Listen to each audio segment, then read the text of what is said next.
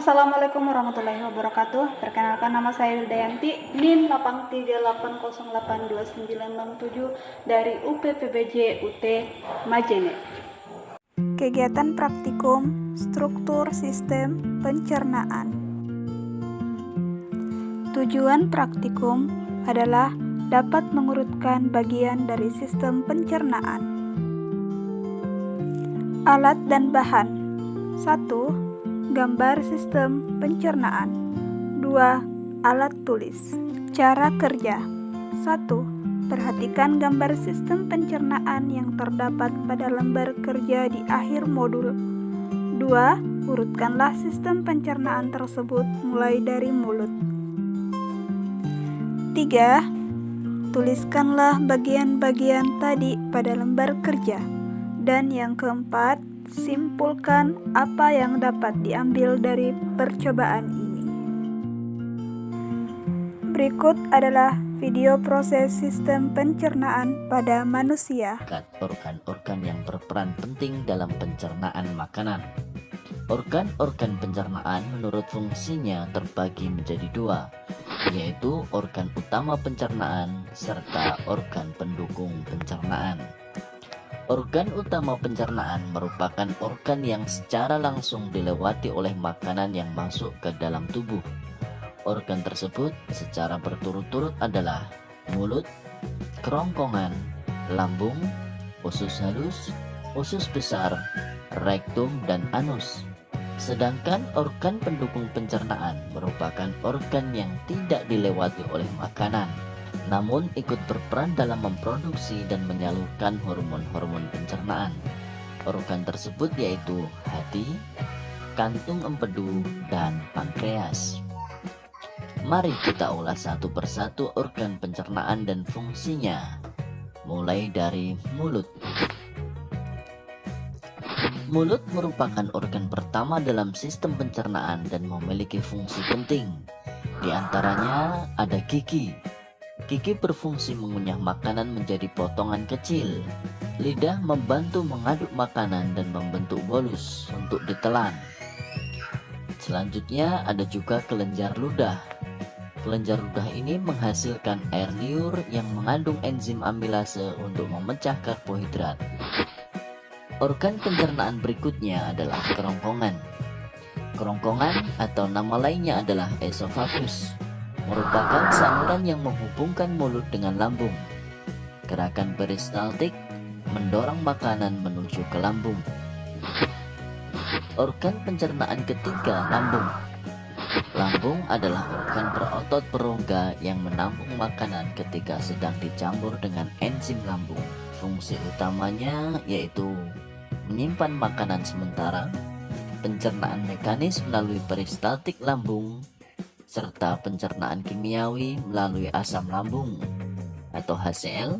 Fungsi dari asam lambung adalah mengaktifkan pepsinogen menjadi enzim pepsin. Enzim pepsin memecah protein menjadi asam amino, dan enzim renin mengemulsikan protein susu.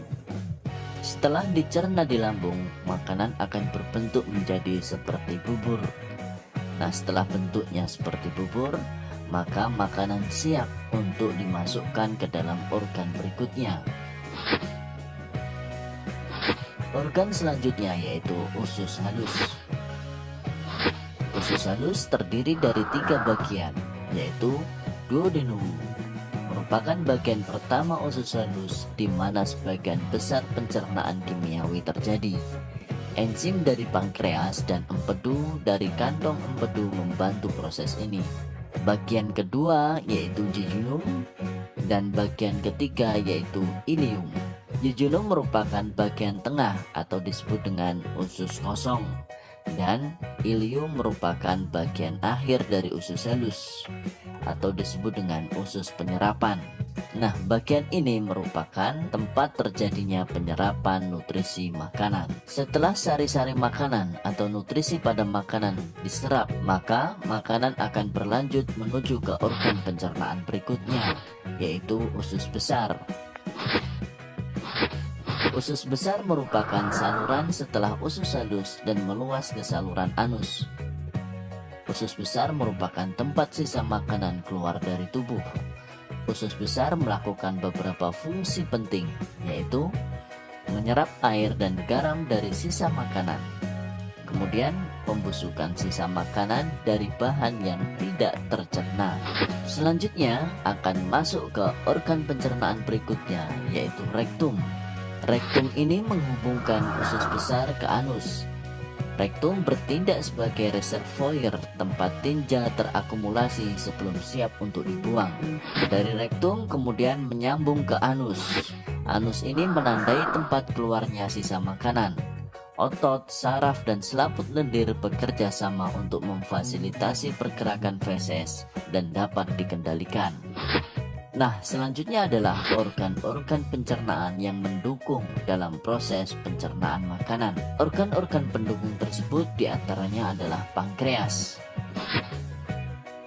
Pankreas terletak di belakang lambung dan memiliki dua fungsi utama, yaitu pertama, menghasilkan enzim pencernaan.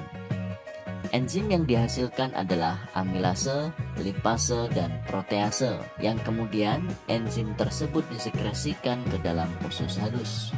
Enzim amilase berfungsi memecah amilum menjadi glukosa. Kemudian enzim lipase memecah lemak menjadi asam lemak dan gliserol. Serta protease memecah protein menjadi asam amino. Fungsi berikutnya yaitu menghasilkan hormon insulin dan glukagon untuk mengatur gula darah. Organ berikutnya yaitu hati.